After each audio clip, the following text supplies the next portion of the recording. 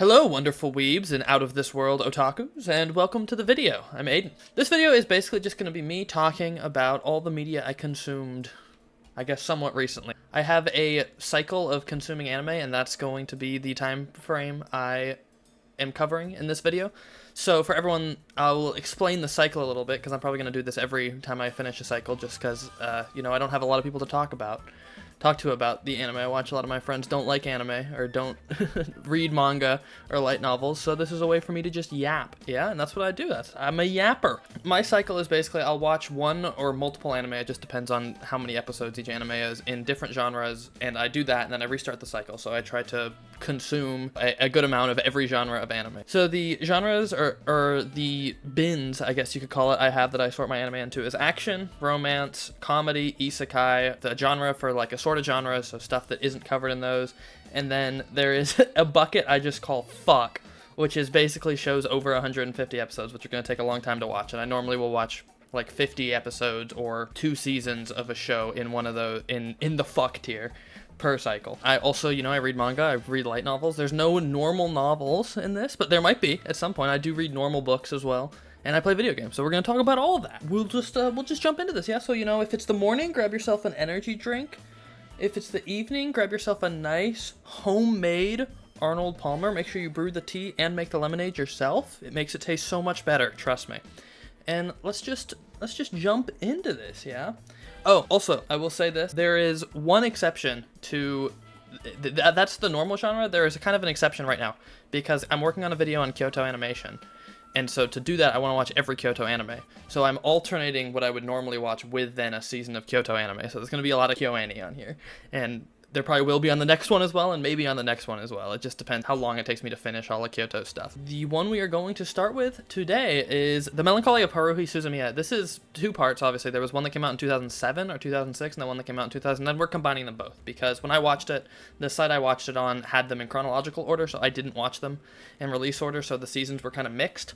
And in general, I think it's okay to talk about both of them. The only real difference in story level between the two, or in the show in general, besides like it covers different things, but they're comparable, is that the 2009 version has significantly better animation, as is to be expected, right? This is one of Kyoto's first anime. It is a classic of the 2000s that is kind of unfortunately now lost on modern audiences.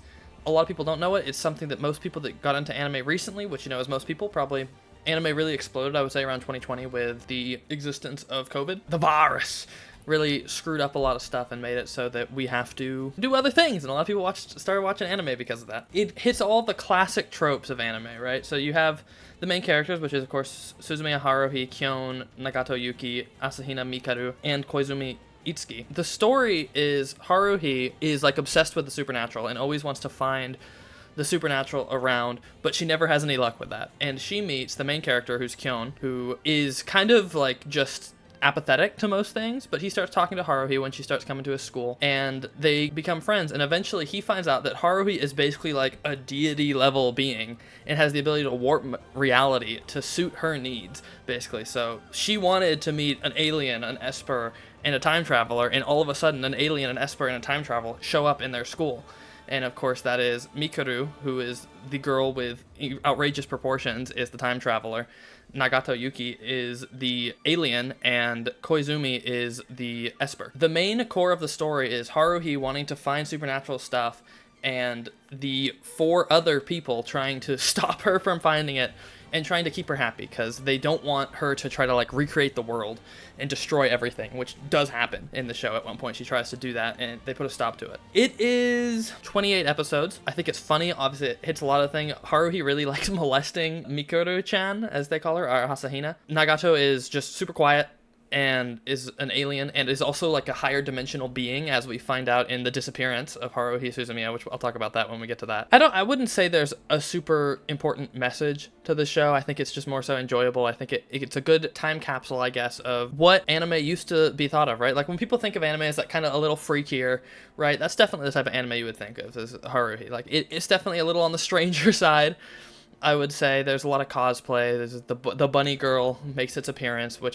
I don't know what the Japanese's deal with bunny girl outfits are, but hey, I get it, okay? I understand. All in all, I think it's a good show. The animation gets really good later on, especially in the movie, but that's not what we're talking about now. The only real problem with the Melancholy of Haruhi Suzumiya, and I think it's mainly a problem because I watched it in chronological order, is there is a part in season 2, or the second airing of it, where there is an 8-episode stretch called Endless 8, which Endless 8 has a great idea, and it's basically that they are continuously replaying the last month or maybe week of summer because Haruhi is not pleased with how it ends.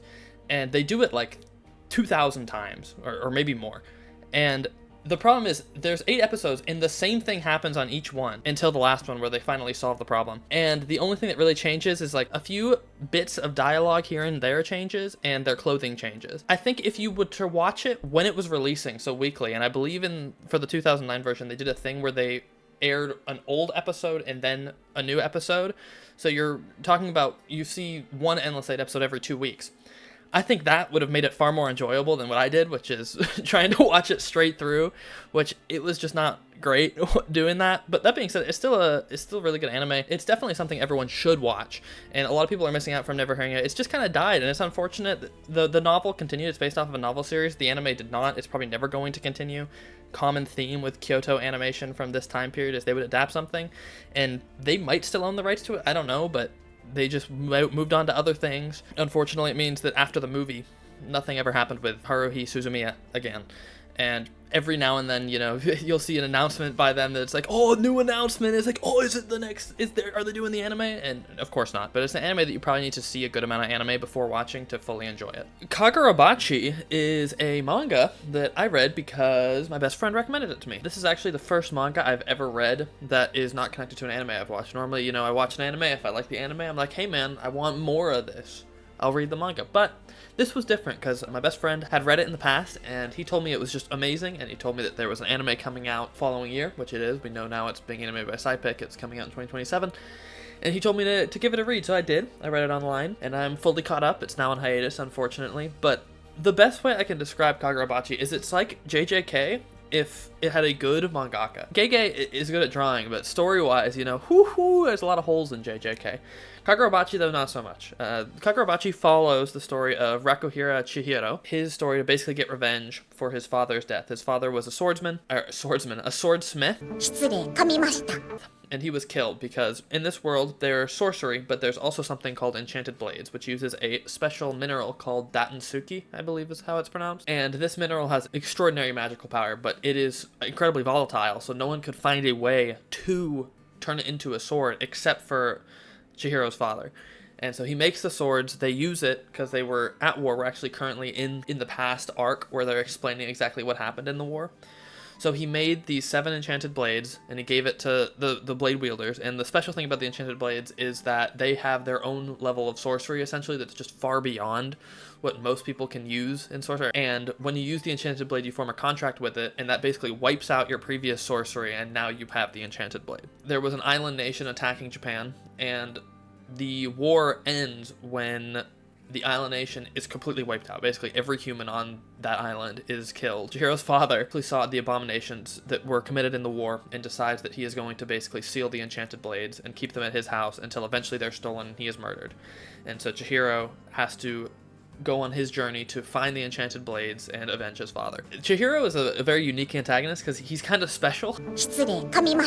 Which I saw someone making a joke on Twitter about the fact that the reason Sci-Fi's animating it is because they already have experience animating something with a special, like a kind of a slow protagonist, talking about Cinderella Grey, which, if you know anything, if you've watched that, you'll know Oguri isn't exactly the sharpest tool in the shed. We are introduced to a lot of different characters in Kagurabachi, but one of the first ones we're introduced to is one of Chihiro's close friends. His name's Shiba Togo, and he is a member of basically the Sorcerer or Special Forces is what they are. He is, we don't understand this at the time. We come to learn later. He's unbelievably strong. His sorcery is, originally we thought it was just teleportation. It's actually revealed pretty recently that it's far more than that. It's essentially reality manipulation. It's like anyone he touches, he can change their position or their mass as much as he wants. It's unclear exactly how that works, because it might be that he can only do that to someone if he does it to himself. So it's like he couldn't just 10x their mass while not affecting himself. It's not 100% sure though, because we've only ever seen him teleport other people while teleporting himself. But as they begin to search for the Enchanted Blades, they also come across a girl named Kiyonagi Shar. She is special because her family has always had regenerative principles, and their blood can help people regenerate. The first thing that happens is they come across a man named Sojo Genichi, and he is wielding one of the Enchanted Blades, and he wields the one called Cloud Gouger. Chihiro also, his father made an 8th Enchanted Blade specifically for Chihiro. It's called Enten, and it might be the strongest. It's a unique Enchanted Blade. So he wields Cloud Gouger, this Genichi guy, and he is obsessed with fighting Chihiro, and eventually they fight. Chihiro wins, obviously.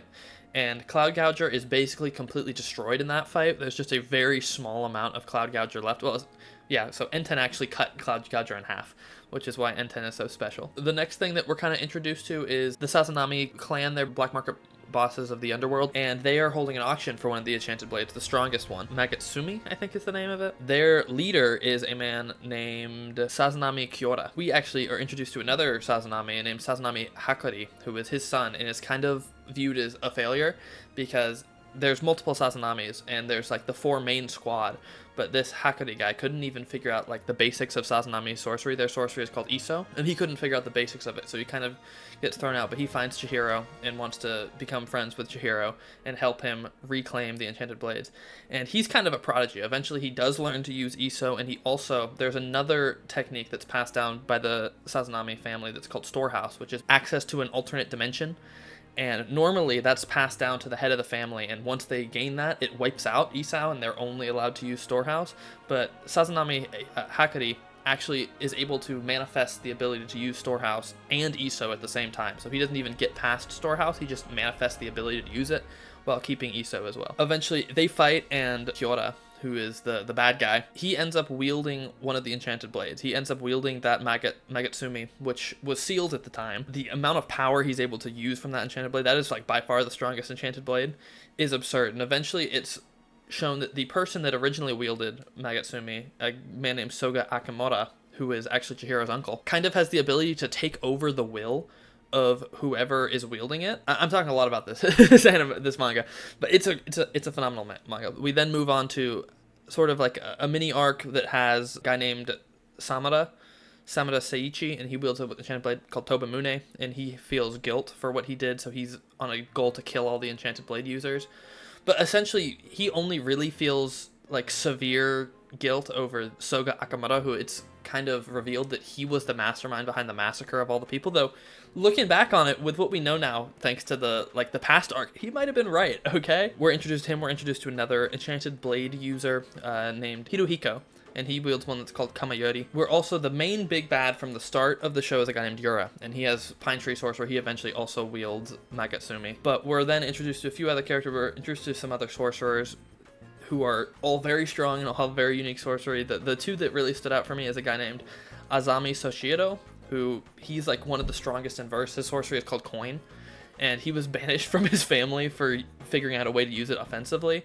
But his sorcery is basically just like pure brute strength, and we see that in one of the chapters, because eventually the sorcery headquarters of the government is attacked to try to regain Magatsumi after it was taken by the Sazanami, and Yora gets the Magatsumi blade and is able to wield it until he is eventually basically taken over by Akimura. The one last thing I will say is Chihiro's kind of shown to be extraordinarily special, because you're supposed to only be able to wield one Enchanted Blade, kind of like you're only supposed to have one sorcery, though at one point Chihiro wields 2. He always wields Enten, but at some point while he has a contract with Enten, he also uses Cloud Gouger.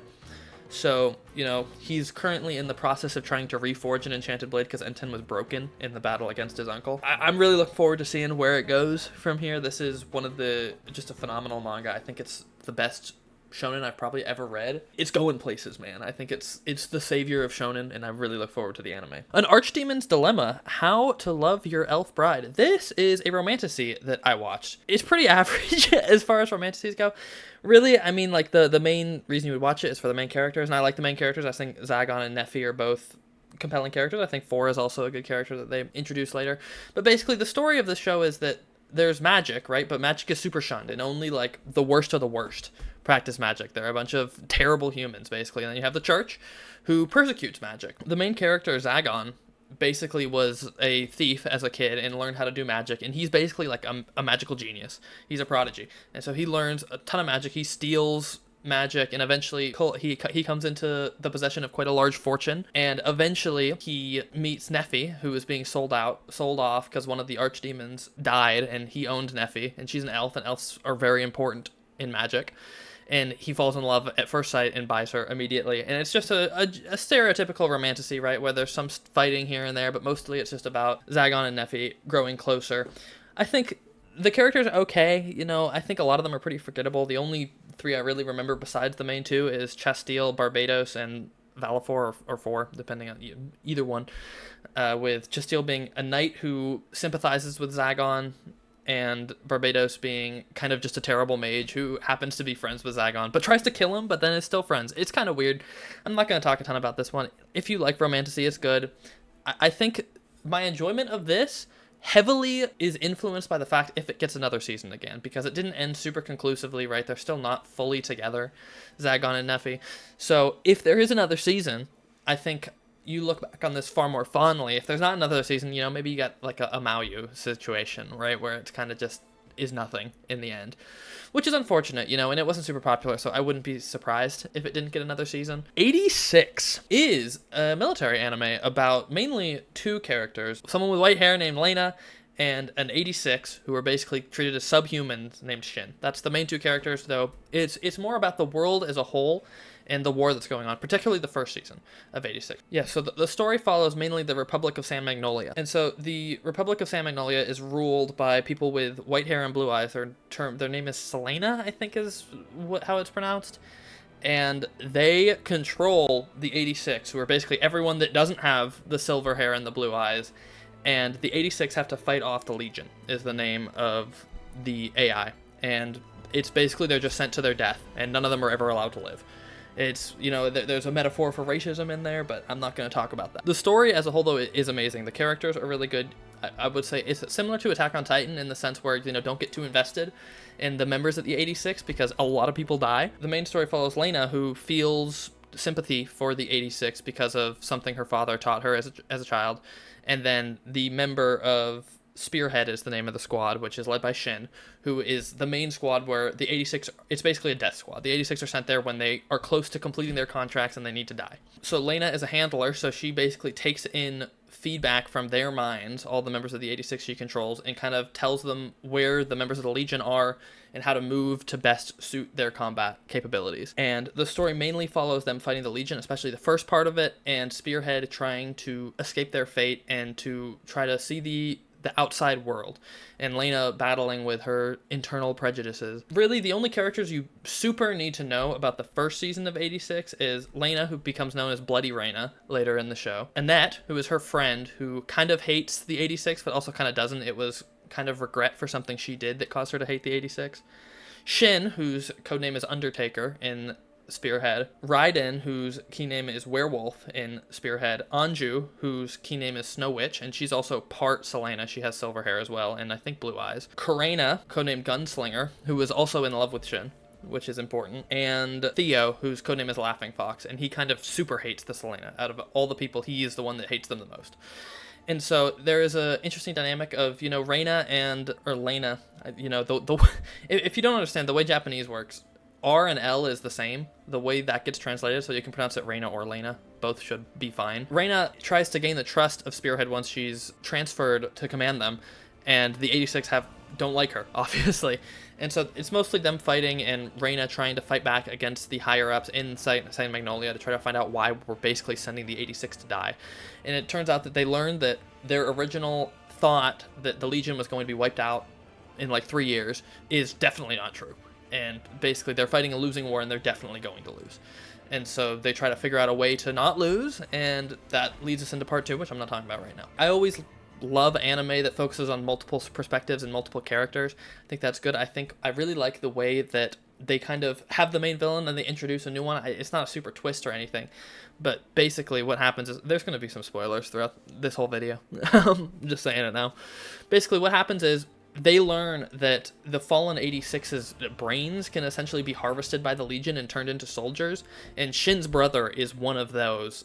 They're called shepherds, Legion shepherds. I think the emotional weight of, Shin trying to deal with his brother, and his brother was actually the one that saved Reina back in the past that caused her to not hate the 86. I think it's a great story. I think it's something everyone should experience. I think the animation is generally really good. A1 animated it, and A1's a great animation studio, even if I don't love their style the most. But they do use a lot of CGI because obviously it's a mecha, and animating mecha is really hard. If you were unaware, there's a lot of moving parts and stuff, and so they use CGI for almost all the mecha, if not all the mecha. It might be everything, which is kind of a turn off, but the CGI is really good. So, if you use good CGI, I don't mind it as much. 86 is just one of the greatest experiences known to man. Watch it, and this is coming from someone that's pro-racism, okay? I love racism. Racism's great, and this made me still feel bad about racism. So, good story, good story. Kanon is a Kyoto Animation anime from 2006, and it is the second of the 3 visual novels by Key that Kyoto adapted. Kanon suffers from kind of what all the Key adaptations do, and I'm not sure if Clannad does, but it's basically that you're adapting a visual novel that's often over 80 hours long. In this case, it's the space of 24 episodes, right? Which is better than what Air had, which was 12, and not as good as what Clannad had, which is about 48. Or maybe about 40 for Kanon. I'm not 100% sure. But the way that Kanon does it is a somewhat unique way of doing it, is instead of just like focusing on one of the routes, they kind of give you a slideshow of all the routes with the main focus on the main route, put main in parentheses there. But the main thing is it follows the main protagonist, which is a guy, of course. His name is Aizawa Yuichi, and he has been away from his hometown for a very long time, and he has basically lost all his memories from back when he was in his hometown. He can remember things, and he remembers his cousin, Minasi Nayuki, but basically everything besides that, he doesn't remember. And so he comes back and he learns that he has relationships with all these girls that he knew in the past and has since lost, and he kind of has to fix them, No, none of the girls are particularly put together, shall we say. Kyoto, I've noticed this. Kyoto's main female protagonists are always just a little bit slow. If you ever watch that, you'll notice that they're always a bit special. They're not quite normal people. That's the same for Kanon. So the first of the heroines we're introduced to is obviously Nayuki, his cousin. Nothing really happens with her. She kind of doesn't get much of an adaptation. She has a whole route in the visual novel. I know, I looked it up, but nothing really romantic happens between Yoichi and her. The next route that it covers is the route with Sawatori Makoto, which is actually not her name. It's a stolen name. It turns out that this is the major spoilers for Kanon. It turns out she was a fox, basically, that he lived with and took care of when he was a kid, and he abandoned her, essentially, because he thought it was best for the fox to live out in the wild instead of living with him. And so she basically sacrifices her soul and life to take human form for a while, so she can be with him and talk to him. And he rediscovers his memories of her, and eventually she does disappear, but she also might come back. It's kind of left ambiguous there, and they share a really heartful moment. It's quite sad, as Kyoto and Ki tend to be quite sad. Then it covers the story. This might be out of order. I'm not 100% sure of the order of the next two.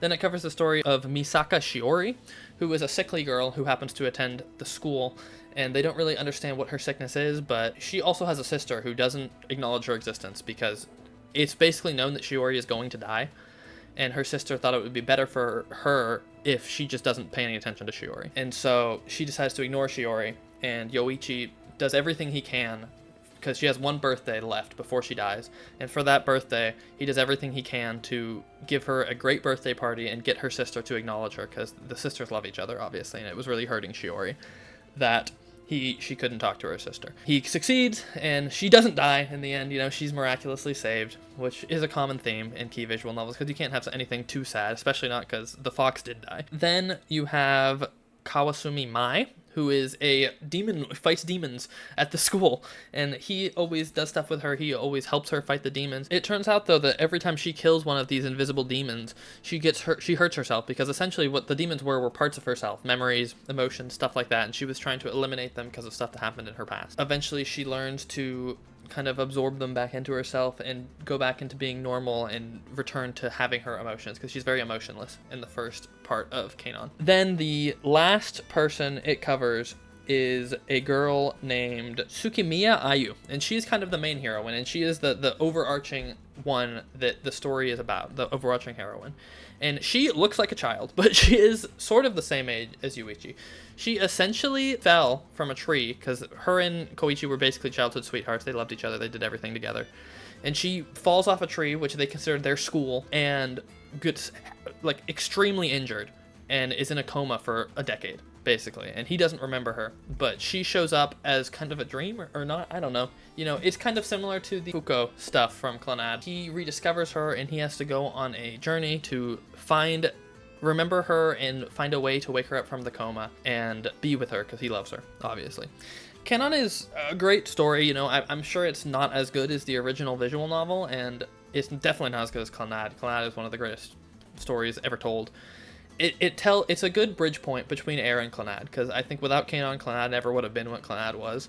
Like, as you can see from Air is fine, but it's not particularly amazing. I think, you know, all the stories are compelling, but I think the most compelling is either Makoto's story, which that's not actually her name. There's an actual person named Sawatori Makoto, who you also meet in the anime. I think it's either that one or it's Ayu's story. I think they're both super compelling. I think the whole anime is good, though. You know, it's going to make you feel emotions. It's going to make you feel sad, as Kyoto animation normally will. The stuff that isn't comedy that Kyoto does is normally going to make you quite sad. And that's not bad, you know, that's the sign of a good anime. I think it's not the best Kyoto anime, I think it's not the best visual novel adaptation. I think Clannad is obviously worlds better than it. That being said, the animation is still okay. You know, Kyoto hasn't really gotten into they're just the greatest animation studio of all time period yet. I would say it's definitely worth watching. It's definitely better than Air. Cyberpunk 2077, not Edge Runners, the game, is a video game about V. And this is an interesting game because when it first came out, it received some of the worst ratings of all time because it was just a broken mess. And the developer of it, CD Projekt Red, this is the only video game we're talking about. I haven't played a ton of video games. The game I'm currently playing is Witcher 3, which, you know, I'm like 50 hours in, but that'll be another 150 hours before I can talk about it. When it first released, it was just broken. And CD Projekt Red, the studio, did it with Witcher 3 as well. When Witcher 3 released, it was not playable either. So I don't know what the case is. I think I heard something that had something to do with the way they handle beta testing is not optimal. They've turned it around. It's now an excellent game. I did a katana build, basically with a Sandy katana build, and I had a lot of fun. I think it was really good. You know, I can't help but compare it to Witcher 3 because I have played Witcher 3 before. Witcher 3 is one of my top 5 favorite games of all time. It's not as good as Witcher 3, but it has a lot of the same things that make Witcher good. The main story is good, and there are multiple endings, more so than Witcher, because Witcher does technically have multiple endings, but it's not as in-depth as Cyberpunk. I did complete all the main endings. As completing them, I would definitely say that the one where you leave with Pan Am is the best ending. The worst one is the Arasaka one. That one fucking sucks. I think it's definitely good. You get a lot of entertainment out of it. It's shorter than Witcher. I'm sure I missed some side quests. In fact, I've been told by my best friend who Cyberpunk is his favorite game of all time that I did miss quite a few side quests, but I don't know how you're supposed to find them, man. Like, I never fast traveled when I played the game. I drove everywhere. I've discovered every fast travel location. I did every side quest I could find on the map, and I'm still missing a ton. And I've, like, done all the main stories, so it's like, I don't know what I'm supposed to do. Basically, it's like, I guess I'm just gonna miss them. You have romance options, you know, you can do that. There's 5, I want to say. It's a great game, though. It really is. I don't think it's as good as Witcher. You know, if you've never played Witcher, play Witcher. And if you enjoyed Witcher, play Cyberpunk. I think you'll enjoy Cyberpunk. The builds there's maybe more builds than Witcher. I mean, Witcher, you have a lot of builds depending on which Witcher armor you want to use, but in Cyberpunk, you know, you have even more because of the way the skill tree works and the amount of weapons, right? I'll probably play it again at some point to do a cyber deck build, maybe stealth or tech, I don't know, a netrunner build. It's a great game, though. I think the side quests, which is what CD Projekt Red has always shined on, I will say I don't think they're as good as Witcher, because Witcher had a thing where basically every side quest, even if the core idea was the same, were all very unique. And it's like, even like the contract, right, where you're going out to kill a monster, you still have to find clues and discover the monster. It's a different monster almost every time. A lot of the side quests, especially like the jobs that you're given by fixers, it's just like go in and kill a bunch of people, or maybe loot something, and sometimes use stealth. You know, it wasn't the best. A lot of it's that, like also the police scanner stuff. Once again, it's just you go kill people. That's it, and maybe collect something. Even though that can be a little repetitive, I didn't find it repetitive. I still found it fun, and the story's still really good. And the main side quests, which I think there's like 5 or 6 main side quests, were all very good. So definitely give it a try if you play video games, you know? Definitely don't watch it. Play it. Also, Cyberpunk Edge Runners, watch that. That's a great anime. I need to rewatch that at some point, and playing the game made me really want to rewatch it. So I'll definitely rewatch it at some point. 86 part 2 or season 2. This is not as good as the first part. I'm just going to be honest. And they did an interesting thing where in the first part, you know, it was kind of half focused on Shin, half focused on Reina. This part is almost only Shin. Reina only really shows up in like the first episode, in the last episode. And I don't know if they followed the novel or not, because they did not adapt a lot. 23 episodes, they adapted 3 novels, which though that's not like perfect pacing, but meaning you're adapting literally everything, it is very good. It means they probably got the majority of the story for the first light novel. And I know particularly the first part only covered the first novel, and then the second part covered 2. So I'm assuming they cut some stuff. Maybe they cut the stuff about what Reina was doing. I'm not sure, because she's kind of a naive girl in the first part of 86, and by the second part, she's now known as Bloody Reina, and she's like unbelievably effective at what she does, and a tactical mastermind. And we kind of missed out on that character progression. I think that's unfortunate, especially because she was like the main. Like obviously her and Shin were both the main in part 1, but she was definitely who the focus was on more, and we just see none of her in part 2, and that's unfortunate because Reina was my favorite character. I love Shin. Also, Shin has this weird thing where maybe it's just killing your brother will do something to you. He kind of goes crazy for a lot of it, and he just loves killing, and he like loses himself whenever he's fighting the Legion. I didn't understand that. This is another anime that, you know, can we get another season? A1, stop animating solo leveling, stop animating that slop and animate something good. Most of this does not take place in San Magnolia, because in the end of part 1, Spearhead fully broke through, basically, and started traveling the rest of the world that was in Legion-controlled territory. And they are eventually found by what's called the Federal Republic of Gad, which were the ones that created the Legion. And they're taken in by them, and they are originally told that they could just live for free, basically, as survivors of the horrors that were done to the 86, and they basically, no, I don't want to do that, I want to keep killing Legion. And so they join the military and they start fighting for the Republic of Gad, and they're just way better than everyone in the Republic of Gad because of their time as the 86 and the hellish training they had to go through. There's really only 2 characters of note that are introduced, and that is a little girl named Frederica, who is their mascot, basically. She's actually, because originally the Federal Republic of Gad was an empire, and she is a descendant of the Emperor, so she has special powers, essentially, but she's also a child, and she was only spared because the president of the Republic decided to take her in as his own daughter. And she grows very close with the 86, particularly Shin, and she is their mascot, is what they call it. So she's just a little girl that wanders around the military camp with them, and eventually she even goes out to sort of fight the Legion. And then you also are introduced to Ernst, is his name. Ernst, and he's the president of the Federal Republic of Gad, and he's the one that wants to do as much as he can for the 86. There's some other minor characters that are introduced, but no one that's that important besides those 2. There's probably just not as much world building in this, because there is, in the sense that you get introduced to all these new people, and we know more about the Legion now. My only real problem with this, I think it's just good. I just prefer Reina as a main character, and I just wish she would have been there. And once again, I don't know, maybe she was in the novel and they did the same thing they did in the first novel, where they switch back and forth between Reina and Shin's POV, and just because of time constraints, they cut that out of part 2. I don't know. I plan on reading 86 one day. I mean, I think it's in the top 10. It's definitely in the top 10 light novels of all time. It might be top 5. I'm not sure. It's like very highly rated. Well, especially if I know the top 3 are just all Monogatari. So if you condense the Monogatari into one, it probably is in the top 5.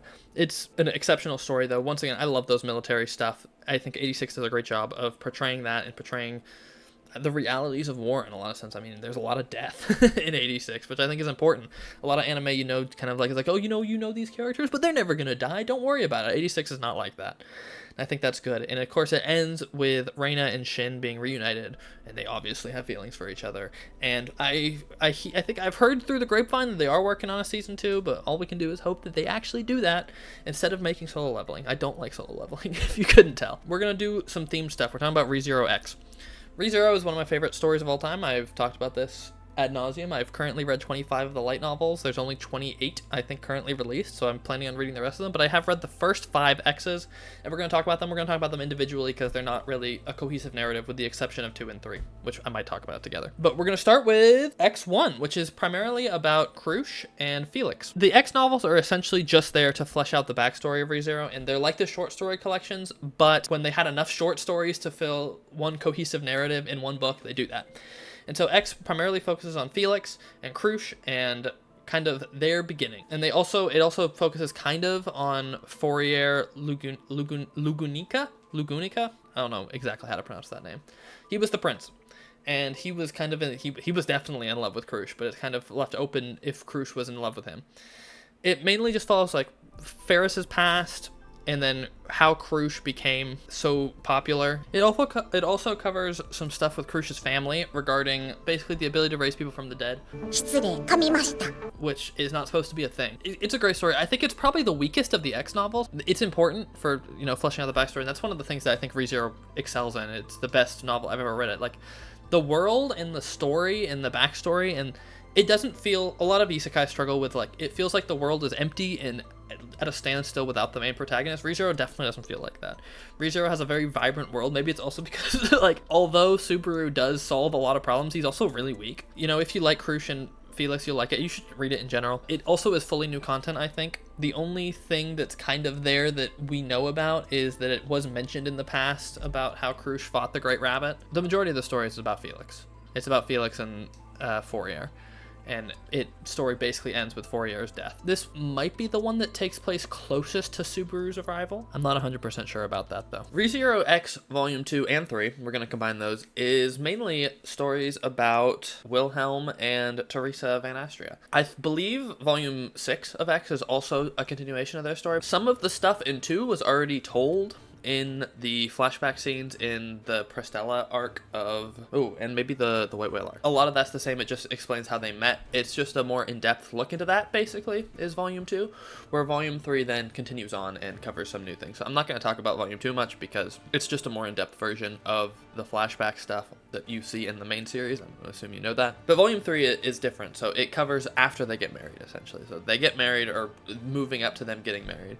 And the main thing that happens is they have a match against a guy named 8 Arms Kurgan, who you also should know if you've seen the anime. He's working for someone from Wallachia, essentially, and he ends up almost killing Teresa's father, and so Wilhelm fights him and wins. And I believe they have another fight later as well, and that's what 6 covers. The character writing is really good. Once again, it's always good to see more of the characters that Subaru's close with.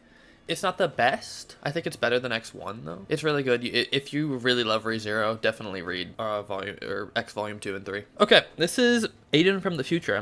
This is sort of editing Aiden. I've started editing this before I finished recording everything. I realized that I was just telling a lie about ReZero X Volume 2. A lot of it is the same, but there is completely different stuff, because a lot of it follows Wilhelm before he even met Teresa, and it covers a battle with a witch, not one of like the main witches, but a side witch named Sphinx, who happens to be one of the Ryozus. I completely forgot about that, and so it introduces you, it shows a lot more about the demi-human war. I completely forgot to mention this. From my understanding, that character, Ryozu, actually returns later in one of the other arcs, so, you know, it's cool. The X volumes often do that. They'll introduce you to stuff before you are introduced to them in the main series. They did the same thing with, you know, the Owl stuff, and Priscilla as well. Wilhelm and the others have to fight because this Ryozu clone, who goes by the name of Sphinx, has the ability to raise people from the dead. She uses that, the sacrament of whatever it's called, I don't remember, but the same thing that happens in X Volume 1 with Felix's father. But she is way better. And so they all go in, and it explains more about Wilhelm's backstory and how he became who he was. But it's still, most of what I said still holds true. I think both X's are about the same level. Everything I still said stands true. I just forgot to mention that it's not just a more in-depth version. It is, but there's a lot more to it. So X Volume 4 is about Reinhardt, Felix, and Julius, and it covers their venture into Wallachia. And essentially they go to Wallachia for a diplomatic mission, and they get caught up in a political affair where the Emperor of Wallachia, his name is Vincent, was almost assassinated, and so they have to try to help solve that, and they end up doing it. It explains some stuff. If you've read the newest season of ReZero, if you've watched the newest season of ReZero, you would know there's a point where Julius picks up a Book of the Dead from a guy named Balaroy Temelglyph, I think is how you pronounce his name. He is a character from this novel, X Volume 4. Kind of the main antagonist, if you want. I think this is the first X novel that I would say is just as good as the main series. Obviously, I don't think they're quite as good as the main series, which, you know, side content almost never is going to be, because there's not going to be a unifying story or emotional depth like there is in the main series. Part of that's just because, you know, you don't have the time, because it's like Subaru's journey is documented over dozens of novels, right? Where if trying to keep one story in like 250 pages, even being generous, that's most DX novels are not that long. You're not going to be able to tell a story as compelling as that, obviously. But these do a great job of supplementing that, and I think this does a really good job. I think it does a great job of showing Julius and Ferris's resolve, while also just more so showing just how unbelievably strong Reinhardt is. A character shows up in this novel that is basically the sword saint of Wallachia. He's called the Blue Lightning of Wallachia. His name's Cecil Segmund. And he fights Reinhardt. Reinhardt, who is, like, severely nerfed, and just gets smoked by Reinhardt. Like, it was not even close. He gets one shot by Reinhardt. So it's like, that really shows just how OP Reinhardt is. And I mean, the author, Tappei Nakatsuki, he's even come out and said Reinhardt is the strongest character to ever exist in Re:Zero. Like, he could destroy the world if he wanted to. I think it builds a lot on Julius. I was reading it as Season 4 was coming out, so, you know, a lot of character development happens for Julius in Season 4, and this shows you more of his backstory, which I really liked. X Volume 5. This is the most unique X I've read so far because it doesn't just follow one person. It predominantly follows two stories. The first third is about Priscilla Burial, and where she came from, essentially. And then the second third is about Al. And then the third is kind of about both of them, but probably majority Priscilla again. So it explains Priscilla's backstory, and I think that's important because one of the things we see is she can wield the Sun Sword. And it's not explained what that is. It is here. That's the sword of Wallachian royal. Priscilla can wield it because she was born a daughter of the Wallachian emperor. And in Wallachia, the way that you become emperor is you have to kill all your siblings in like a battle of selection. And so she's probably the only sibling to ever survive that and not become king, because her brother that did win, Vincent, actually liked her, essentially. And he's like, I'll leave you alive, but you have to take on a new name. It introduces you to more people. Now, from my understanding, at least 7, but maybe 7 and 8 take place in Wallachia, so this is a great backstory for that. I haven't read Arc 7 yet. I'm going to start soon, and I mean, if you want to just read the physical media, you can't read all of Arc 7. Arc 7, I think, is 9 volumes, and only the first 3, I want to say, are released in English so far, maybe 4. Al also shows up in this, and it explains more about Al's backstory, because Al is kind of a mysterious character. If you read the novel, you'll know more about Al than if you just watch the anime, because in the novel, it explains Al's actually from Japan. It should be obvious from the way he talks that he's from Japan, actually. He is a character that's a lot different from Subaru, because he has a more pessimistic view on life. This kind of explains why. He basically spent 30 years as like a slave. They're called sword slaves. They just fight for people's amusement. And this also reveals something very unique, which just came... Arc 9 is primarily about Al, but this revealed something about Al that I think it's the first time it ever got revealed. It's been hinted at, so this is your spoiler warning. I'll give you a timestamp to skip to if you don't want to be spoiled on this. So Al has an ability very similar. It's an authority, very similar to Subaru's. It's like Return by Death, except it's probably more useful in a fight, but less useful overall. Basically, when he dies, he can revert like 10 seconds into the past. He abuses this shit way more than Subaru abuses Return by Death. Like, there's a fight where he is fighting the Queen of the Sword Saints, essentially, in the end, and he dies, I think it was like 1,800 times before he beats her. Devotion to the cause to do it that many times. Al has been known to, know quite a bit. He knows the witches, which him and Subaru are probably the only two that knows the other witches besides Satella. Yeah, it's also revealed that he knows who Reinhardt is in this, and he knows that Reinhardt's the strongest, where he talks about the strongest being an elementary schooler with a red backpack walking around in Lugunica. So I look forward to reading more about Al, especially in Arc 9, because I know that's kind of Al's story. But this is maybe not quite as good as Volume 4, but it's still a phenomenal read, and is a must read if you're a big fan of Re:Zero.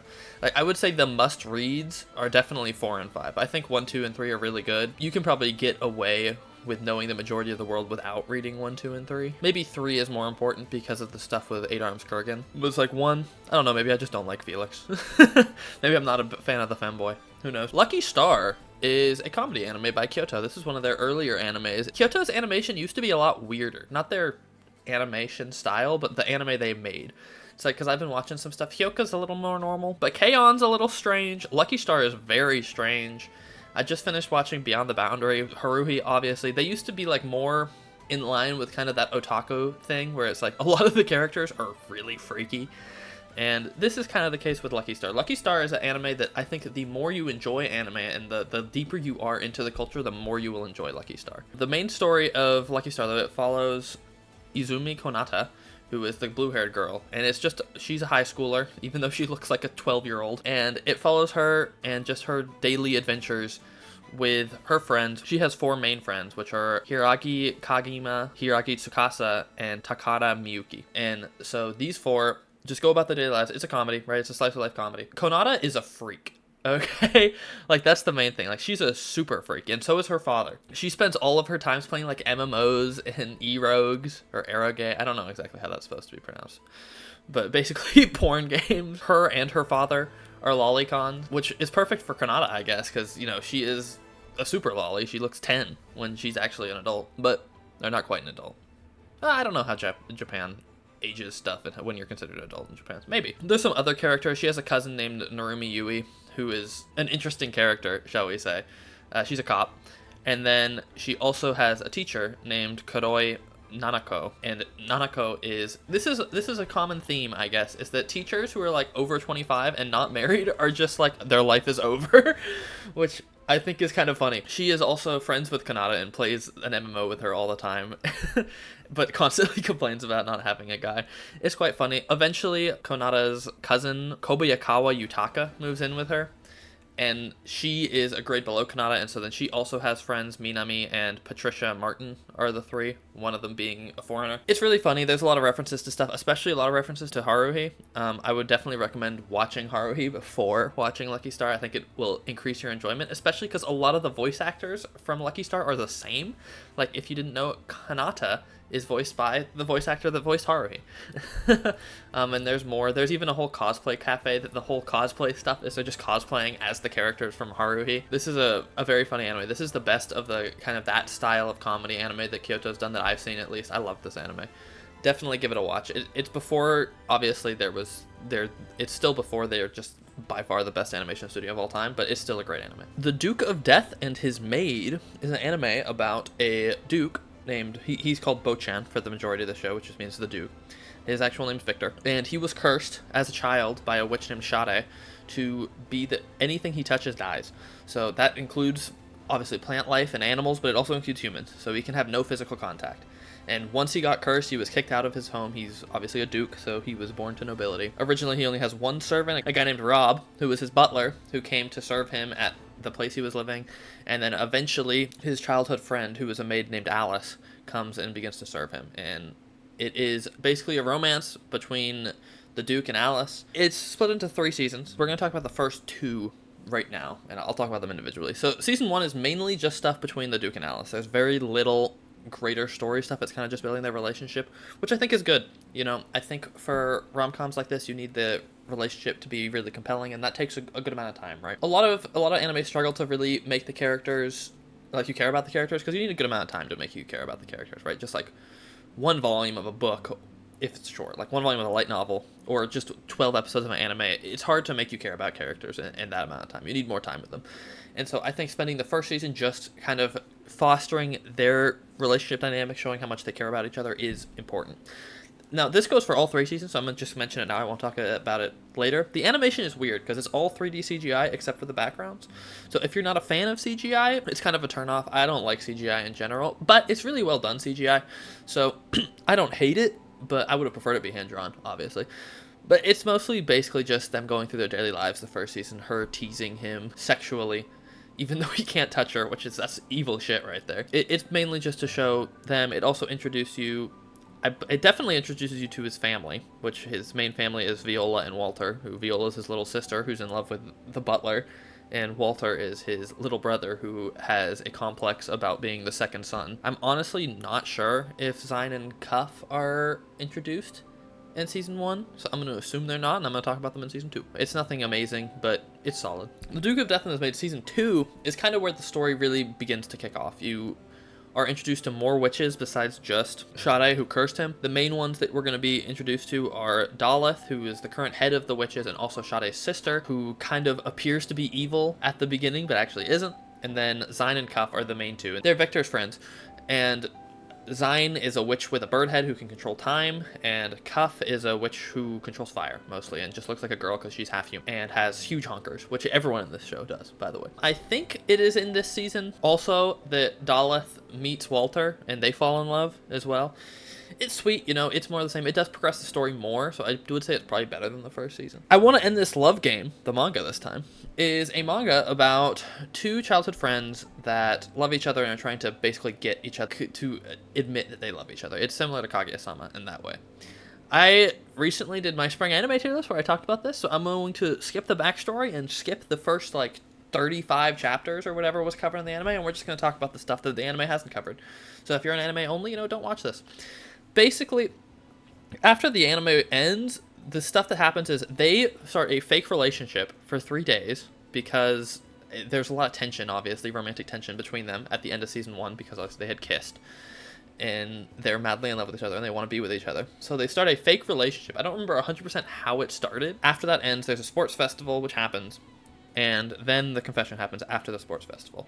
I think all of those are just great. I'm caught up with this. Obviously, the manga's not over. As I said, the manga gets way better with the material after the anime ended, which is unfortunate because whenever your first, like, 30 to 40 chapters are not the best material, you're always going to be in a position where, okay, when you adapt this to anime, if you want to adapt it faithfully, you're going to be in for a season 1, which is not going to be particularly amazing, right? It's just going to be kind of average. And if it's just kind of average, I might never get a season 2, which is really unfortunate. I really hope this gets a season 2 because I think the material is phenomenal after that first arc. After they stopped their temporary pretend dating, Yukiya decides that he wants to date her for real, and he wants to confess to her, but he wants to prove that he's kind of worthy of her, so he wants to win the relay race in the sports festival.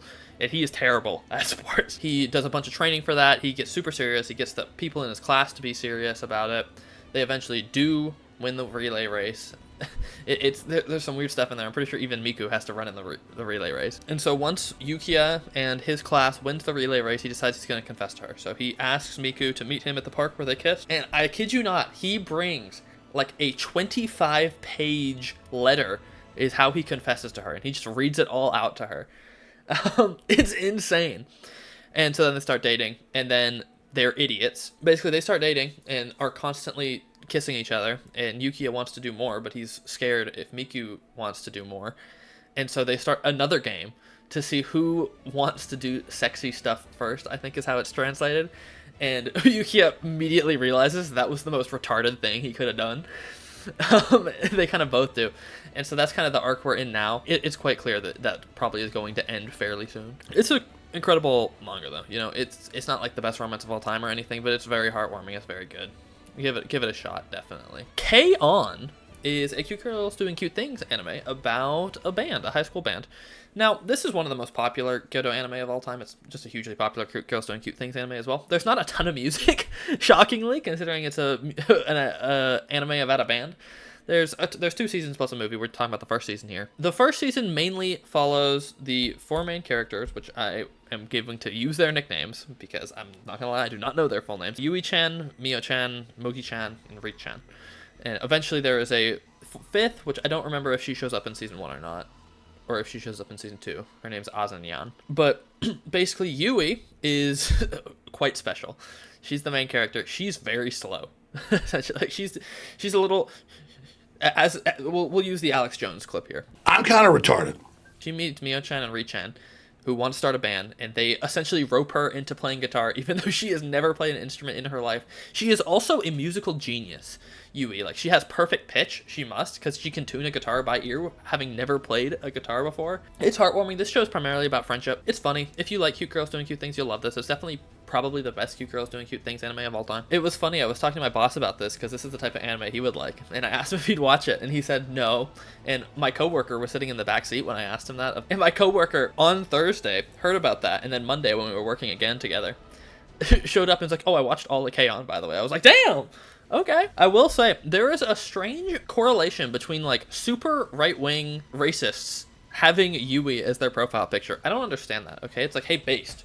Okay, good decision. But I don't get that. There's like no political messaging at all in Kanon. Maybe there's subliminal political messaging that cute girls doing cute things and friendship is a super right-wing belief. I don't know. From peak to trash, Monster Musume. I don't even know why the fuck I watch this. It's one of the ecchis of all time.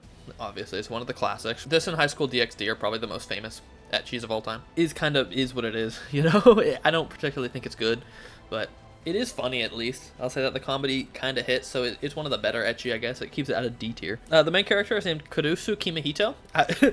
I take notes to make sure I remember all the names, because I sometimes won't remember all the names. And I'll normally put like little in parentheses something about them to explain who they are, and I just put who?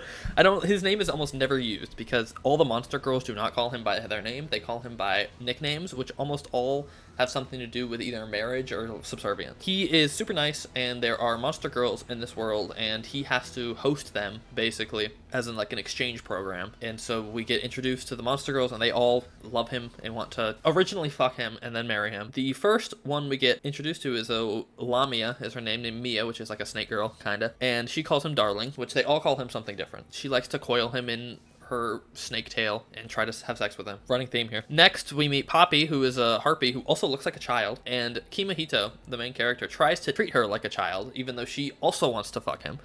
And she calls him Goshujin-sama, I think, which is an old way of calling someone like master. Then we meet Centauria, who's a centaur, and she calls him Arjidono, which is like a more formal term for master. There's a thing with centaurs, I guess, where it's if you ride them, that means you're gonna marry them. So that's what happens in the first time they meet, is he accidentally rides her. So then she also comes to live with him. They all come to live with him, by the way. So he's getting all the money, I guess, from the bureau that handles this. Then they meet Sue, who is a slime, so not an officially recognized race, I guess, and she just calls him Masta. But she is also just consistently sexually assaults all the other girls. That's where the majority of the ecchi stuff comes in, is with Sue, not even with the main character, because he doesn't really touch them. Then we meet Maron. I don't know. She's a mermaid. She calls him Dano-sama, which is a term that kind of means darling, kind of means master. She also has an NTR fetish. She wants to be a cuck. Weird show, man. Then we meet Rakanera, who is a spider, who calls him Honey, and she is like a super freak. So originally she was abandoned by her host family, or sold by her host family, because they didn't want to live with a spider because they thought it was creepy. And so then she eventually meets Kimihito. He says that he thinks she's sexually attractive, and she's like, you're only attracted to my human traits. And apparently Kimihito has a leg fetish, so he was like, actually, those legs are kind of doing something for me.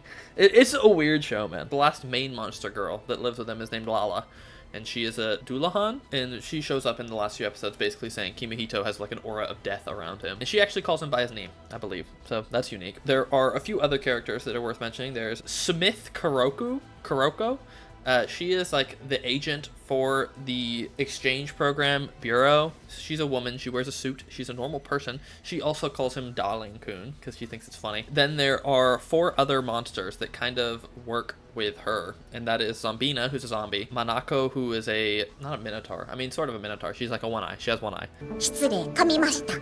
Doppel, she claims to be a doppelganger, she's just a shapeshifter, and then there's Tio, who is a ogre, and they all also kind of have feelings for Kimihito. It never got a season 2. It probably doesn't deserve a season 2. Monogatari, the first season, is one of the greatest light novels of all time. If you go onto my anime list and you filter by light novels, you will see that the top 3 light novels of all time are Monogatari first season, second season, and third season.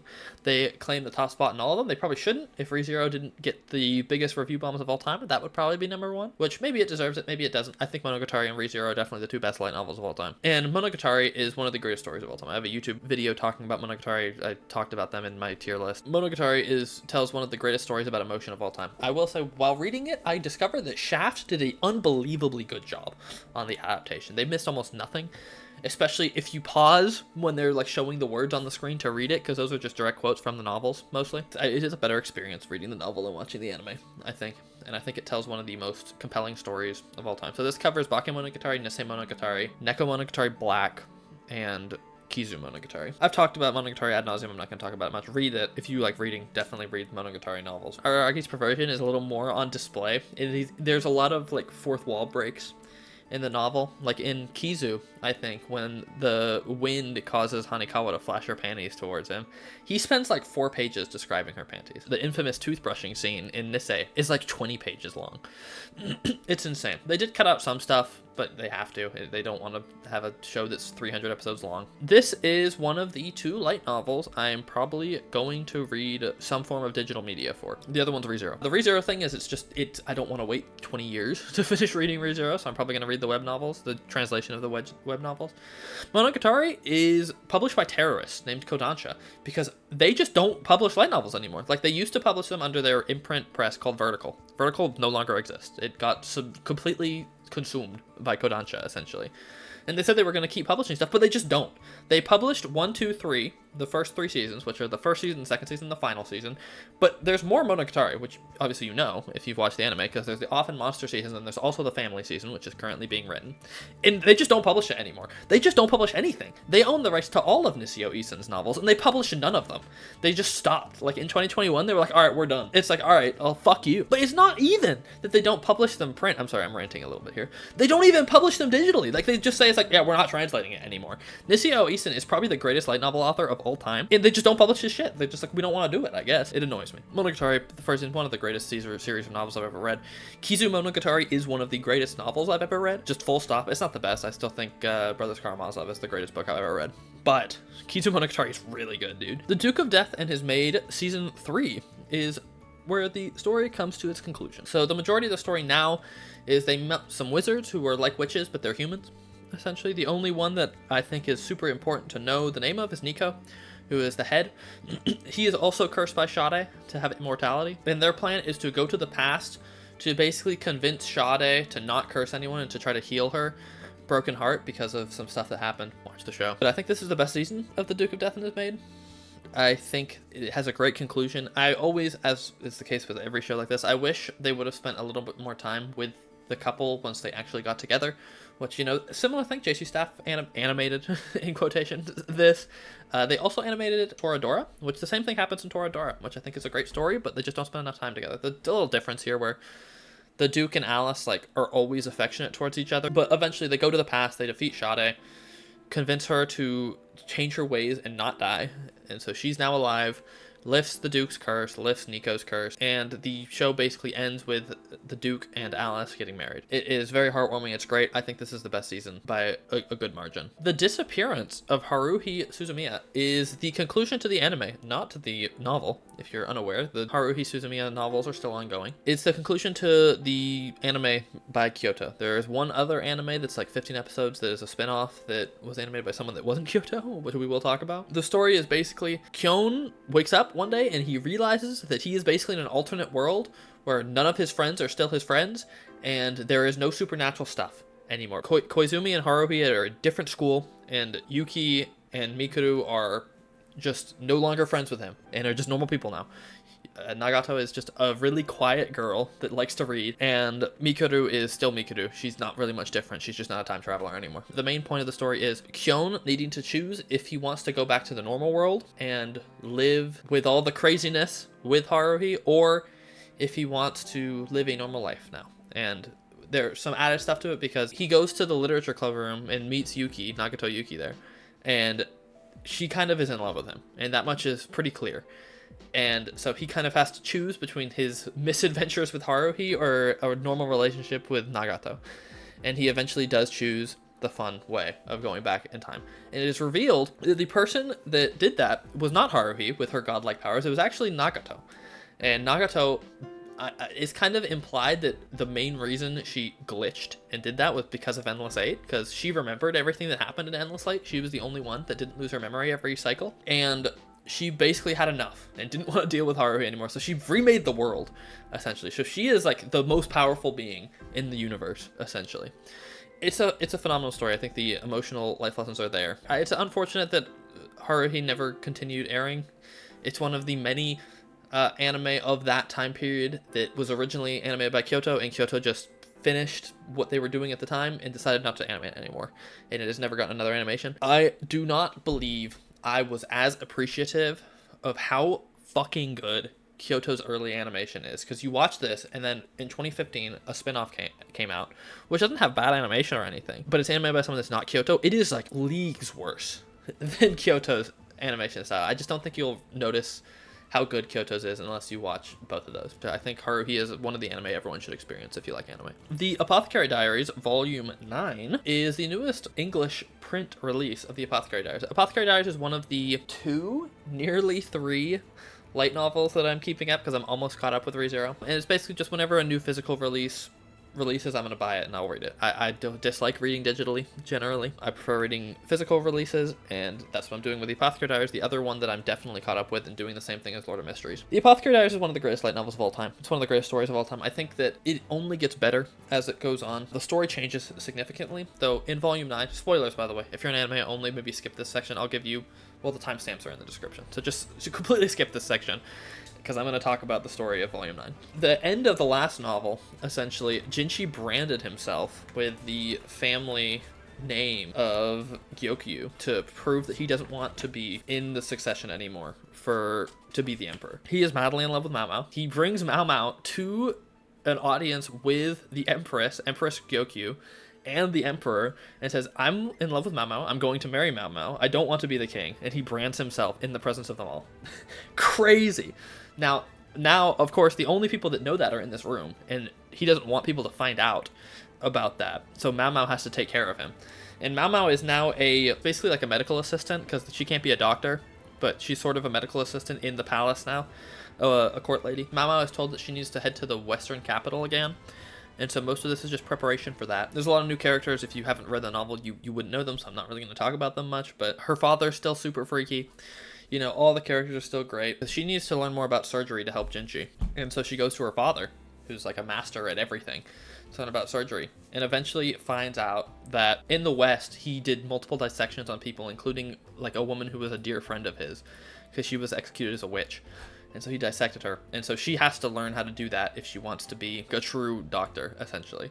And she eventually becomes like an apprentice doctor to Dr. Liu, who is the main doctor, and has to, you know, do surgeries on corpses and stuff to cut them open and see everything to prepare for going to the western capital with Jinchi to make sure nothing happens to him. Kingdom. This is one of the seinen that has been getting an anime adaptation. It's animated by Pierrot, I don't know. It looks French, so it should be Pierrot, but you know, it's Japanese, so it's probably Pierrot or something. Pierrot. I only watched the first season because this was in the fuck tier because it's really long.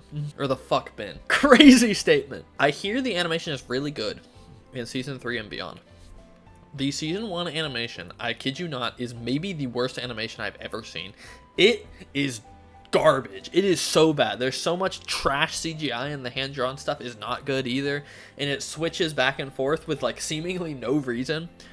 That being said, okay, the story of Kingdom is kind of going crazy. It follows mainly a guy named Shin, who is a slave originally. Him and his kind of brother, not biological, but you know, Hyo, want to become great generals in the Kingdom of Qin. It's a historical drama. It takes place during the Warring States period of China. Unfortunately, Hyo is taken to the palace and dies. And that begins Shin's journey to avenge Hyo and to unify the Warring States in China and become a great general. And the reason Hyo died is because he looks exactly like the emperor of Qin named Sei, and he was used as a decoy, basically. And so this causes Shin to meet Sei, and they begin their journey to... Originally, they have to put down a rebellion that is happening in Qin, and then they go off to war to fight the other warring states. And we are introduced to some characters in this. The main few are Oki, who is a great general, and is huge, as all the generals are. A girl named Hyouka, who is a sword master, essentially. She was an assassin. Kadio Ten, who is Shin's like adopted little sister, essentially, though I don't think it's... He doesn't know that she's a girl at this point, I think. And then eventually the last thing we're introduced to is Hoken, who fights Oki. And in the end, Oki dies. That is the end, and Shin is looking forward to continuing on his journey of becoming a great general. I love stories like this. I love military kind of grand scheme stuff. I talked about that in my last tier list where I talked about Nippon Sengoku, which this is kind of similar to Nippon Sengoku, a little less serious, probably. The fact that it has such bad animation is obviously a huge turnoff, but the story is super good. I know Kingdom is one of the highest rated manga of all time. You know, who would have thought, right? A seinen being one of the top rated manga of all time? No way!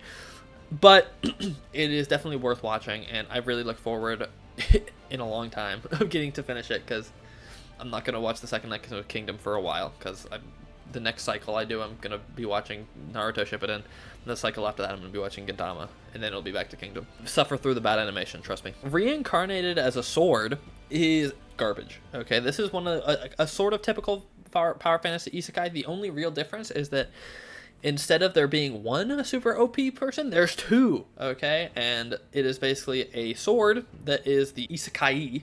He's the one that gets transported. He gets reincarnated as a sword, and he is just called Shisho, our master, throughout the whole show. And the girl that wields him, named Fran, who is a beastkin, and her goal is to evolve. No black cat has ever evolved, and so her goal as a black cat is to evolve. You also, towards the end of the show, meet, there's only two other characters worth talking about. You meet a guy named Jet, who is a dog summoned by Masta, and then you meet Amanda, who is a S-rank adventurer who I think is primarily a healer, and she is like kind of a mommy figure, basically. Like, she wants everyone to call her mommy, and anyone that looks young she's gonna hug, and it's, you know, typical pervert behavior. It's not very good, I'm not gonna lie, though. The world building's pretty bad. It is very generic. I enjoyed watching it just because I enjoy watching trash isekai. Like, you know, if you like isekai, give it a shot. The reason I watch this, by the way, is because the second season is coming out soon, and that's one of the things that goes into deciding whether I want to watch an anime or not, is like, is there another season coming out soon that I would want to watch? If so, okay, I'll put that in higher priority when I'm deciding what I want to watch. That happened for Reincarnated Sword. That was one of the reasons I watched Skeleton Knight in Another World and Trapped in a Dating Sim as well. But Trapped in a Dating Sim was actually good.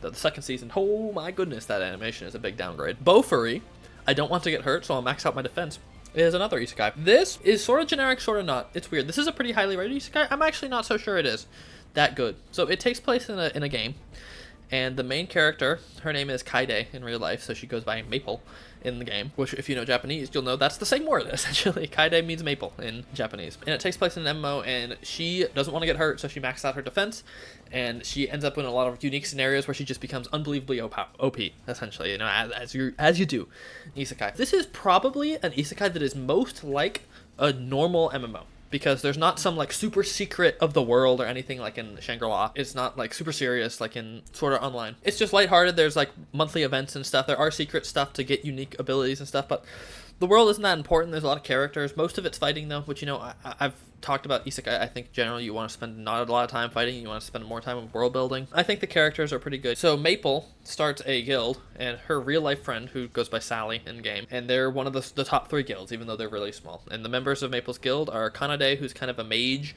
who uses like a cube and is like a librarian type. You have Kasumi, who's a samurai, and originally tries to kill Sally, I think is how they first met. You have Chrome, who is another shield user, like Maple. Then you have Ease, who is a crafter who joins their guild, and you have Mai and Yui, who are twins, who are a little special, like like Maple, and max out their strength and have no points in any other stat. And so there's that guild, and there's 2 other guilds that are kind of like the main antagonists, but they're also kind of friends. There's the Kingdom of the Flame Emperors, who has Me as a leader, who acts super devoted and put together, even though she's kind of hates acting like that. But she just started role-playing like that, and so now she's forced to do it constantly as the leader of the Flame Emperors. Maple actually knows that that's not really what she's like, and so whenever they're together, she gets to relax a little bit, which is nice. And then you also have Misery, who's like a priestess, and you have Shin, who uses the split swords, who is kind of like Sally's nemesis, and then you have Marks, who uses traps. And then you got the Congregation of the Holy Sword, who has the strongest character, a guy named Pain, who looks like a hero, your generic isekai protagonist, kind of. You have Dread, who's like a super speedy assassin, Drag, who can kind of control the earth with a shield, and you have a mage named Frederica. And that's kind of it. There's not a lot to talk about this. It's a pretty solid isekai, you know. It has a somewhat unique concept. I think the characters are okay. There's not much story, so, you know, be prepared for that. It's better than Reincarnated as a sword, though. Vinland Saga. It is one of the greatest manga of all time. The manga is beautifully illustrated, as is common with seinen. Oh my goodness. The story is amazing. Obviously, the anime, I watched the anime. The first 2 seasons of the anime are amazing. The 3rd season, if it ever gets, is going to be absolute cinema. I think the 3rd arc, there's 4 arcs in Vinland Saga. The 3rd arc is probably the best arc of Vinland Saga. And the main story of Vinland Saga after the 1st arc, because the 1st arc is about Thorfinn trying to find revenge. And eventually the revenge is stolen from him, and he kind of loses meaning in life. The 2nd arc is about him finding meaning in life, right? And he decides that he has no enemies, and he is going to try to be a pacifist. Kind of the main story of Vinland Saga as this historical type anime is what happens when the pacifism runs up into like needless violence. That is the next arc, arc 3. I'm not going to talk about the first 2. Though the drawings, dude, holy, they're so good. But arc 3 is called the Eastern Expedition arc.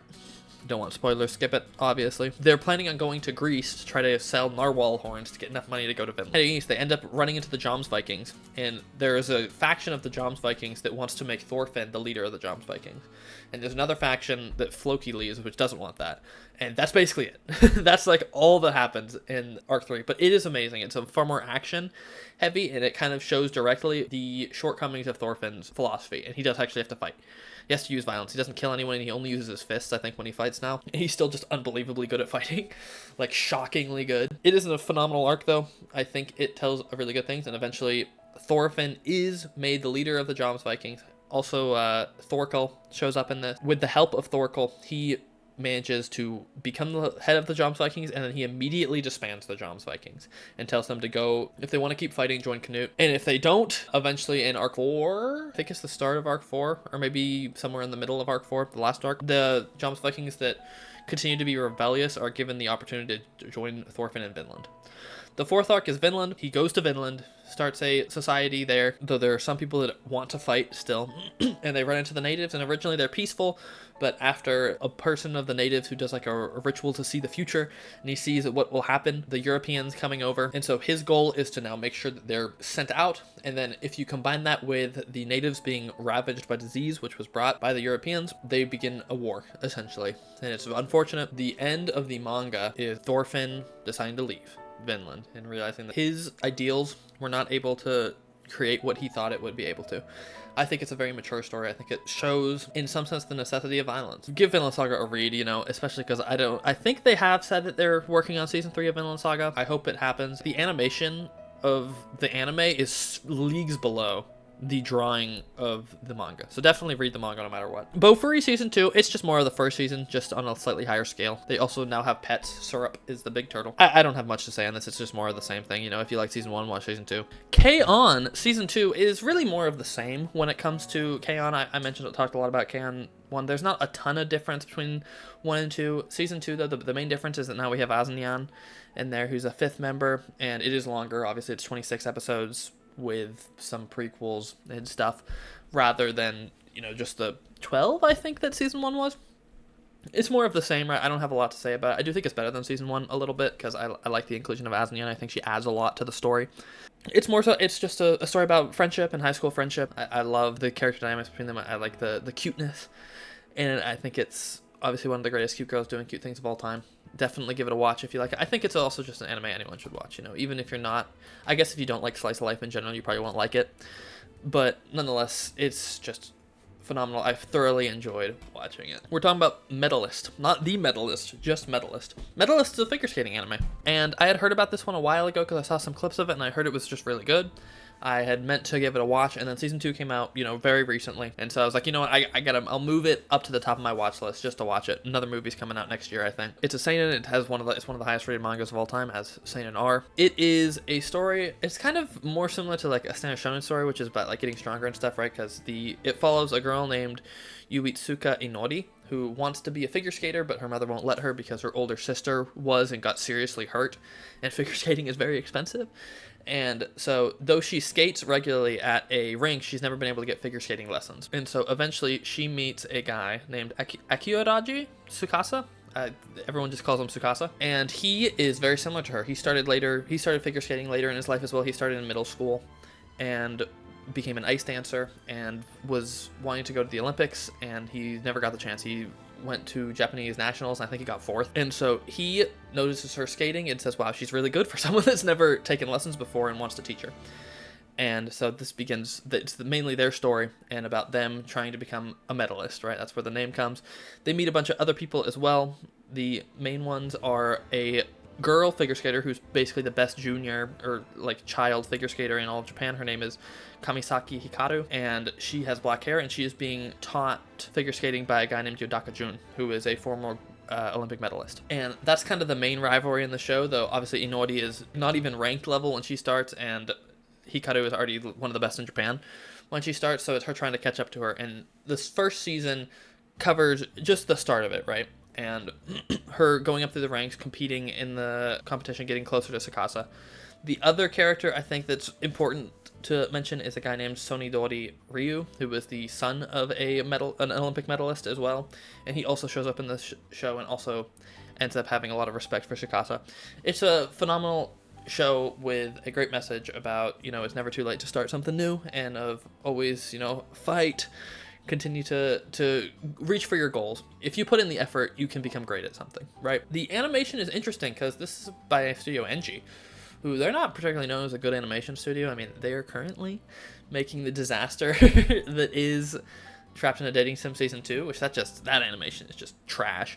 But Medalist has great animation. They use CGI, but they use CGI in a very good way. The CGI is very well done. It's hard to notice, and they use it for the scenes where they're actually figure skating, which makes sense, right? Because figure skating is really hard to animate. Anything like that's hard to animate. It's more similar to animating an action than like a slice of life sports stuff, and even that is probably even harder. So I don't really mind it, especially because it's so well done. The Medalist, though, it just tells an incredibly compelling story, and I would definitely I look forward to seeing as they continue with the movie. And this is a new thing, right, with anime movies now. That's kind of the preferred way to make stuff, because I think the Demon Slayer and Chainsaw Man movies really open the door to a lot of people realizing how profitable movies can be. So there's a movie, I think, for anything, I think for short arcs from now on, there will be movies for stuff like that. And I really look forward to seeing that when it comes out next year. K-On! The movie is the conclusion to K-On! And this is not really a sequel. It takes place towards the end of season 2, but not quite at the end. It's right before they graduate from their high school. They decide to go on a trip to England. This is the first time, at least since I've been watching Kyo Annie's stuff now, because this came out the same year that Nichijou came out. And this is the year, I think, where Kyoto really just became the greatest, like undisputedly the greatest animation studio of all time. The animation in this movie is so good. Obviously, it's slice of life, so you're not going to see like some crazy fight animation. You do see some fight stuff in Nichijou, but the background art... Always movies are obviously going to have a higher standard of animation, but the background drawings and stuff in this movie, oh my goodness, dude, they are so good. Like some of them, when they were drawing some stuff in London, it's like that could have just been a picture of the London Eye, is how well it was drawn. It's like, it's insane. I think, once again, this tells a great story about friendship, and this movie and the ending of the second season really hit me because, it kind of shows that Aznyan is a year younger than the main four. And so as they graduate and go to their all-girls school together to continue on their journey as the light music band, they're leaving Aznyan behind, and that's sad, right? And as for me, I had friends when I was in high school. I have 2 really close friends even now, but I'm older than them. I'm significantly older than them. I graduated 3 years before them. It was sad for me to have to leave them behind. So this really resonated with me, the message behind this. And I think it's great if you're in high school. Cherish your friends while you're there, and if you're an adult, still cherish your friends, but it's different, obviously, because you're not going to see them as much. I think it tells a great message about friendship. I think friendship is something lost in modern media oftentimes, with the need for romance and stuff, which I love a good romance, but friendship is very important.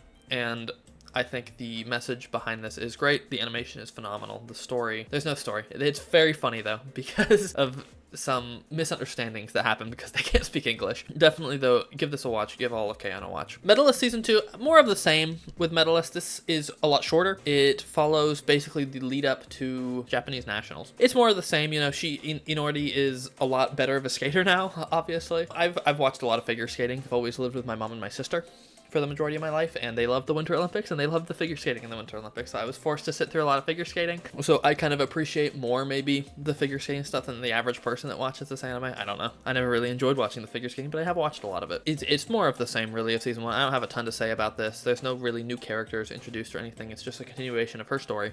I really look forward, obviously, as I was saying, to seeing how the Medalist continues. Journal with Witch. This is an extraordinarily unique anime that I was watching. So this was also something that aired in the spring, and I said at the time that I missed it, I just happened to, not pick it up as it started airing because I didn't really know anything about it, and I missed one of the greatest animes of all time. It's very different than most anime. Obviously, it's a josei, which is the first josei I've ever watched. Josei is not a particularly popular genre because, surprise, adult women tend to not read manga or watch anime. It is about a girl named Takumi Asa, who, at the beginning of the show, both of her parents die, and her parents were named Kodai Minori and Takumi Hajime. As her parents have just passed, she was in her last year of middle school when the show starts. And so she now has nowhere to live. And so her aunt, a author named Kodai Makio, decides to take her in.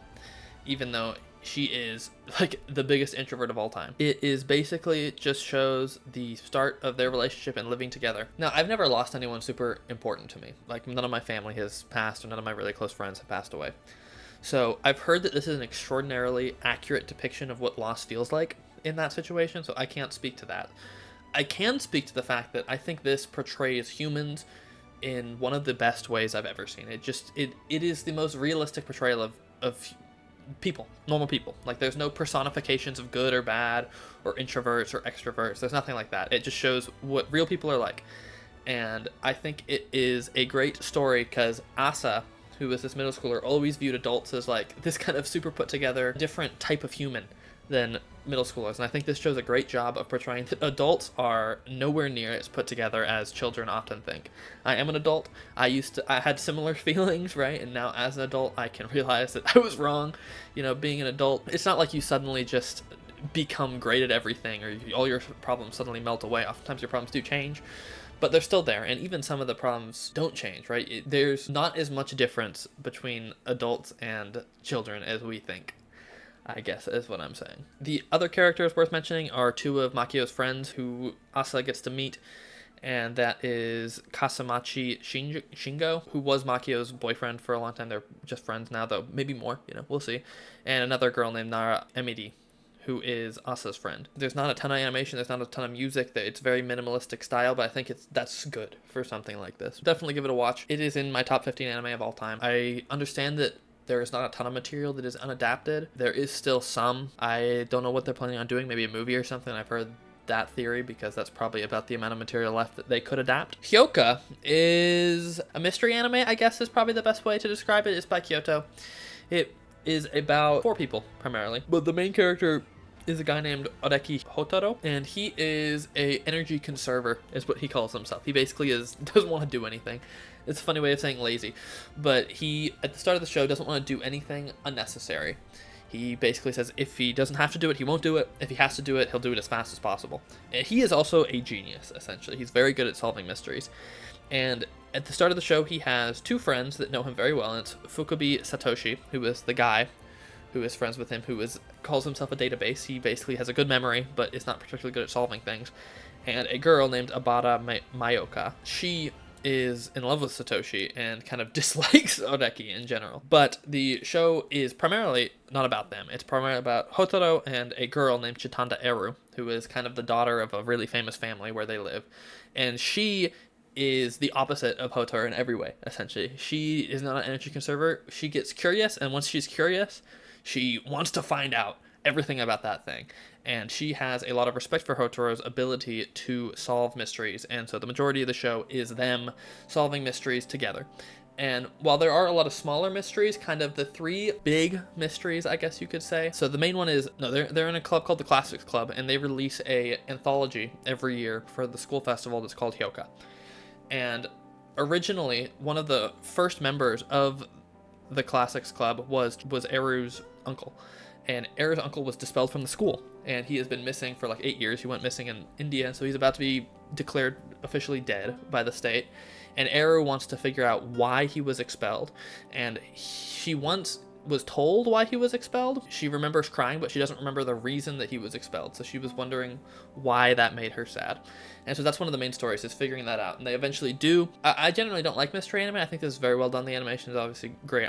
From now on, whenever I talk about Kyoto anime, I'm just not going to talk about the animation, because just know the animation is like the best in the world. Essentially, like it's unnecessary to talk about it more than that. The other kind of main story that the main mystery that there's a big through line for, there's actually 2 more, because there's a movie then that the writer of the movie just stopped writing it and refuses to give the script, and they have to figure out originally what the ending was supposed to be. He is actually wrong on that, and he just writes an ending of his own, and then he does eventually also uncover the mystery of what the ending was supposed to be. And then there is during the school festival, there is someone that continues to steal stuff from clubs, and they have to figure out why and the purpose of that. And I think all 3 of those main stories are compelling. I also think the like small mysteries that happen in the in-between are also compelling. There's also like a little romance between Hotaro and Eru that's not really explained a lot. It's clear that they both care about each other, but there's no confession or anything. This is another thing that Kyoto Animated probably never going to get another season. It also isn't published particularly often, I know the light novels, there's only like 5 or 6 of them. I also think this is just considered a regular novel, not a light novel. It's also one of the things that if you want to read it, you know, enjoy learning Japanese, because there is no English translation of it. I think it's one of the best mysteries I've ever read, maybe the best mystery I've ever read. Maybe the best mystery I've ever watched. I thought it was thoroughly enjoyable. I thought the characters were really good, and it's unfortunate this is never going to get another season. Alright, The Disappearance of Nagato Yuki-Chan is a spin-off of Haruhi Suzumiya. It focuses on the alternate world where everyone's normal and there are no supernatural powers.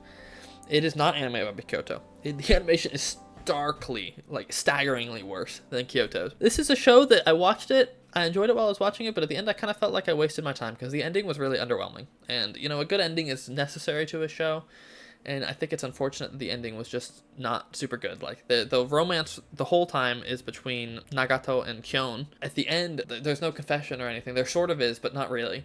And I just think that's unfortunate because I think it was good, but the ending really makes the show in a lot of cases. I'm not going to talk about this a ton. I mean, the characters, you know the characters. The only big difference between this and the main is that there are 2 other characters who take a big kind of spotlight as well.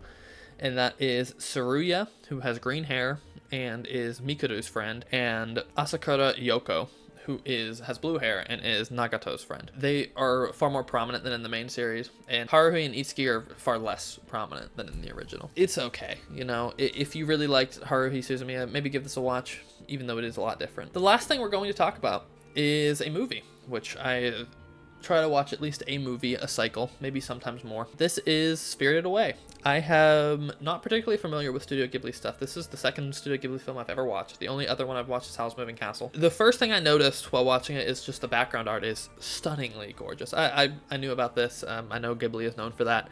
I think the only studio that I would say I've ever seen comparable background art to is, I think their name is Comics Films. They're the ones that did Your Name, which has some of the most gorgeous background art of all time, you know. And as I'm recording this, Your Name's 10th anniversary is coming out, and it'll be back in theaters soon. I hope to get this video out before then, but if I don't, you know, I'm planning on going to see that in theaters when it comes back for its 10th anniversary. But the story follows a girl named Chihiro. Her and her parents are moving to a new town, and they eventually take a wrong trip, and they end up in another world. This is one of the first isekai ever, actually. This is technically an isekai. They stop and start eating this food here, and they get turned into pigs because of eating this food.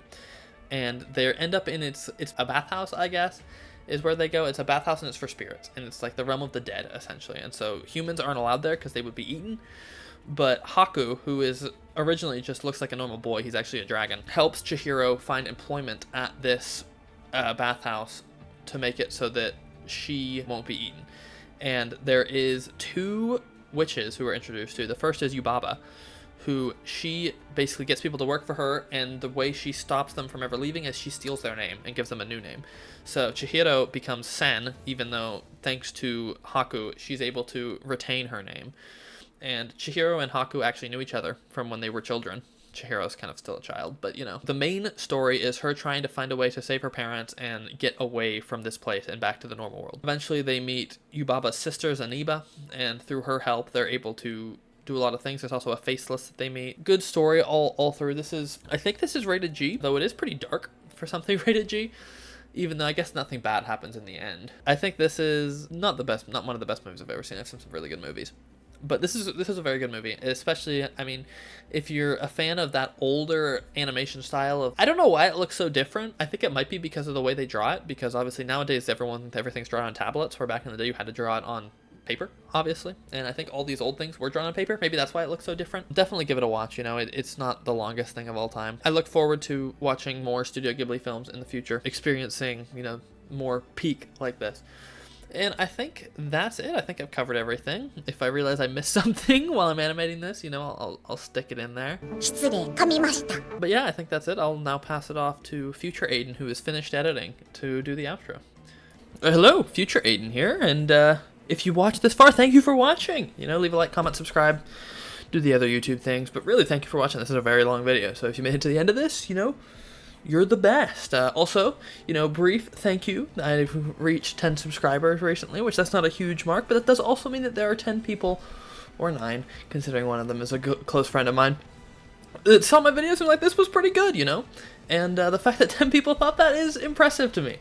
But yeah, I'm sorry it took so long to get this video out. I originally planned to release it probably 2 weeks before it ended up releasing, but a few things happened. First of all, I was on vacation for a week, and I edit most of the stuff on my desktop, and I obviously didn't have my desktop with me while I was on vacation. And the other thing that happened was I was planning on finishing it right before vacation. However, I was doing something else. I was at another person's house sitting, so I was editing on my laptop, which took longer. And then while this happened, I started reading Mushoku Tensei, because the second deluxe edition came out. So I read that, and I was like, you know what, I'll read the rest of the 3 novels as well, in the cyclical way I do it. But I just got addicted. I read all of Mushoku Tensei in the space of about 2 weeks. So I stopped editing while I was doing that, so that took up a lot of my time, so sorry about that. But we're back on the schedule. We finished Mushoku Tensei. We're able to go forward. I'm also probably going to change the way I did this. I really originally said I was going to do it by anime cycle, but that doesn't take into account when something happens like that, where I just really get addicted to a manga or a novel, and I read that, which then like vastly pushes back the anime cycle, which means I'd be covering like 60 titles.